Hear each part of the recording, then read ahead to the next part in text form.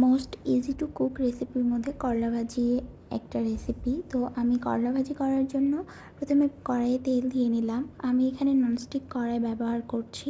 করলা ভাজির জন্য আসলে ননস্টিক প্যান খুবই যায়, কারণ এখানে তেলের পরিমাণও কম লাগে আর ভাজিটা সুন্দর মতো হয়, পুড়ে যায় না নিচে।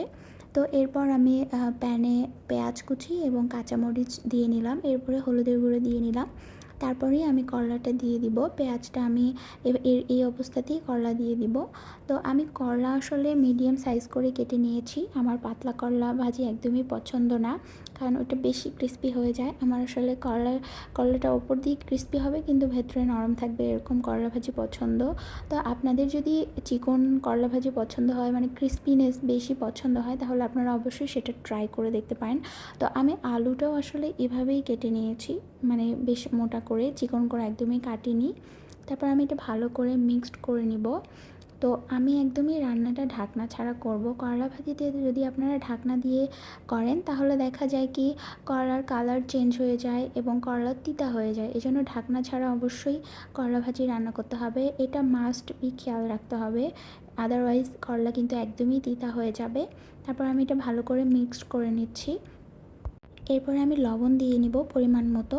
তো লবণটা দিয়ে আমি এরপরে মিক্সড করে নিব। করলা ভাজি হইতে কিন্তু খুবই সময় কম লাগে, তো এই দিকটা লক্ষ্য রাখবেন। আর চুলোর আঁচ কিন্তু একদমই লো থেকে মিডিয়াম এই পর্যায়ে রাখতে হবে, কারণ আপনারা যদি বেশি আছে রান্না করেন তাহলে দেখা যাবে যে করলাটা ভেতরে সিদ্ধ হবে না, শুধু ওপর দিয়েই পুড়ে যাবে বা ক্রিস্পি হবে।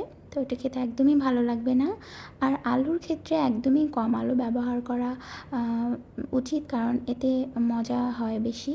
আর যদি আপনারা বেশি আলু ব্যবহার করেন তাহলে দেখা যায় কি যে টেস্টটা একদমই ব্যালেন্স হয় না, তো সেক্ষেত্রে মজা লাগে না খেতে করলা ভাজি।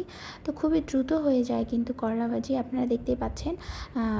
আসলে খুবই কম মশলায় এই করলা ভাজিটা করলে ভীষণ মজা হয়। আপনাদের বাসায় যদি মাছ থাকে, চিংড়ি মাছ, আপনারা সেটাও ব্যবহার করতে পারেন, এতে আরও বেশি টেস্ট অনেক ভালো আসে।